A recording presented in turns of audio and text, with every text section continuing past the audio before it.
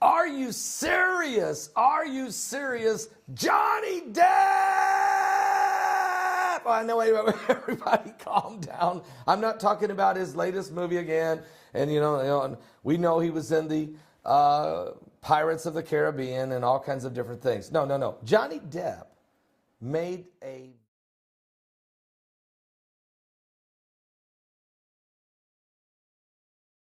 I'm going to say I took it as, maybe he didn't mean it this way, but to me it felt like a little subtle threat to the President of the United States.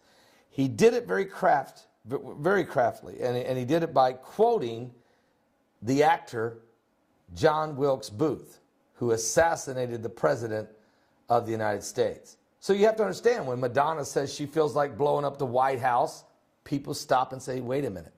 When you hear Ashley Judd say, I'm a nasty woman, people stop and say, wait a minute.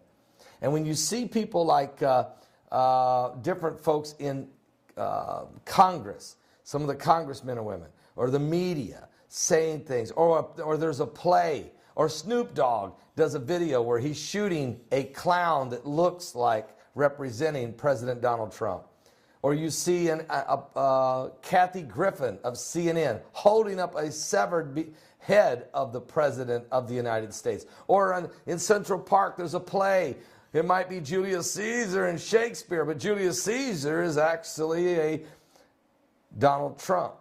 Well, let me tell you what Johnny Depp said recently.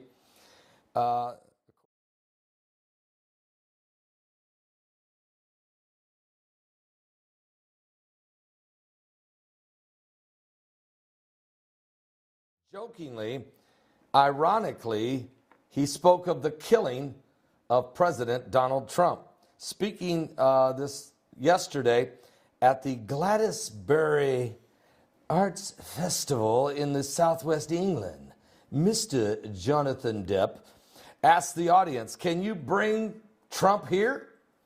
The remark was met with booing and jeering, and he continued. He said, quote, you misunderstood completely. When was the last time an actor assassinated a president? I want to clarify. And then he quotes, I'm not an actor. I lie for a living. However, it's been a while, and maybe it's time.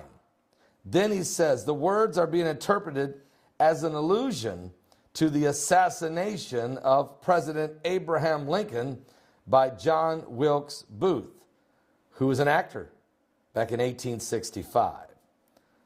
Johnny Depp, who was introduced a screening of the 2004 films The Libertine, in which he plays a womanizing poet, John Wilmot, 2nd Earl of Rochester, acknowledged that his words would cause a storm. That's what he wants. He wants a storm.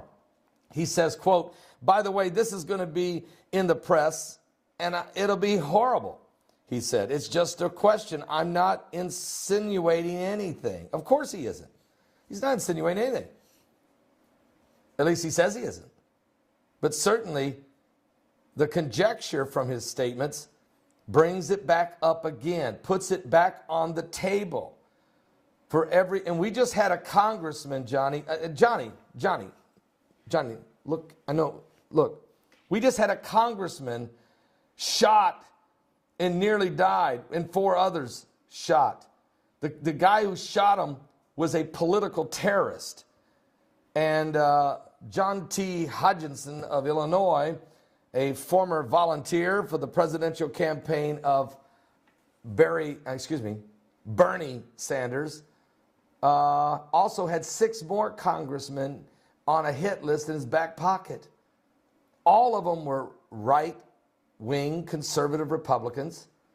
And oh, by the way, all of them were professing Christianity. Just saying. I'm not insinuating anything. I'm just saying. But the reality is we don't need another attempt to even bring this ideal. We don't even need this thing floating around out there, Johnny. I have to say that. Then again, it's just my opinion. But one thing's for sure, it goes on to say in the article, Secret Service have video evidence of Johnny Depp threatening to assassinate President Trump. Please do something. An account linked to Tennessee Republicans.